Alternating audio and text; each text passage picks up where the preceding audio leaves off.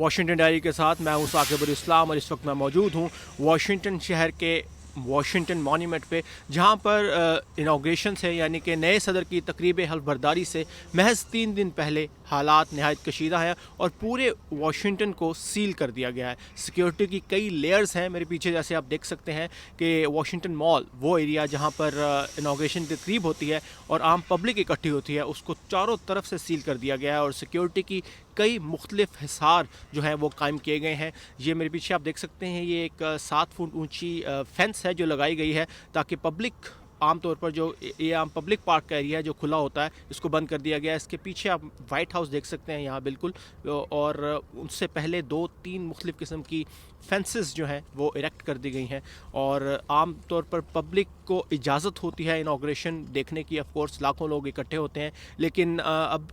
3 दिन पहले ही वाशिंगटन को सील कर दिया गया है और वो इलाका यानी नेशनल मॉल का एरिया जहाँ पर इनाग्रेशन देखने के लिए लोग इकट्ठे होते हैं, उसको बंद कर दिया गया है, ना सिर्फ आम पब्लिक के लिए बल्कि प्रेस के लिए भी। अब सिर्फ उन लोगों को इजाज़त दी जा रही है जिनकी ऑर्गेनाइजेशंस की तरफ से या प्रेस के ख़ास क्रेडेंशियल्स जारी किए गए हैं, जो लोग इनाग्रेशन को कवरेज करने के लिए आएंगे। इस वीकेंड पर और फिर इनाग्रेशन के दिन भी मुतवक्का था कि बहुत से प्रोटेस्ट होंगे मज़ीद, लेकिन इतने सिक्योरिटी की इतने सख्त इंतज़ामात हैं कि वाशिंगटन की तरफ आने की तमाम जो ट्रैफिक है उसको भी बंद कर दिया गया है। तमाम अहम पुल जो हैं जो वाशिंगटन को मुल्हका रियासतों से मिलाते हैं, ख़ासतौर पर वर्जीनिया से मिलाने वाले 4 अहम पुल, वाशिंगटन को जो है मिलाने वाले 4 अहम पुल जो उनको बंद कर दिया गया है।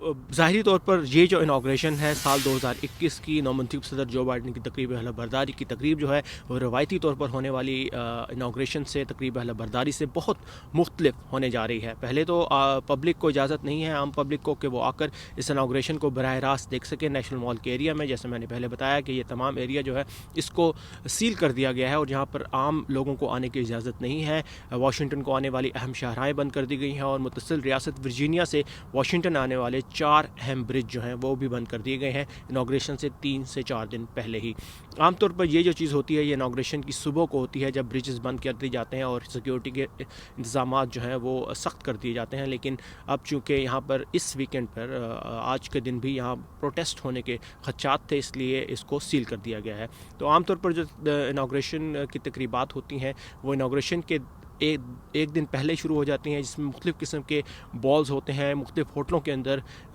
जो है इवेंट्स मुनक़्क़द किए जाते हैं और फिर इनाग्रेशन के दिन 12 बजे सदर हल्फ उठाते हैं और फिर 3 बजे के करीब सदर एक काफ़िले की सूरत में कैपिटल बिल्डिंग से हल्फ लेने के बाद वाइट हाउस की तरफ एक काफ़िले की सूरत में जाते हैं, जिसे परेड कहा जाता है। और इस परेड में सदर बाहर निकल कर वॉक भी करते हैं और इसके अलावा मुख्तलिफ़ किस्म की तकरीबात होती हैं, मुख्तलिफ़ परफॉर्मेंसेस सड़क के दोनों तरफ की जाती हैं। पेंसिल्वेनिया एवेन्यू पे ये आमतौर पर तकरीब होती है, लेकिन इस बार ये सब कुछ नज़र नहीं आएगा। कुछ तकरीबात होंगी जिनमें जो कि ऑनलाइन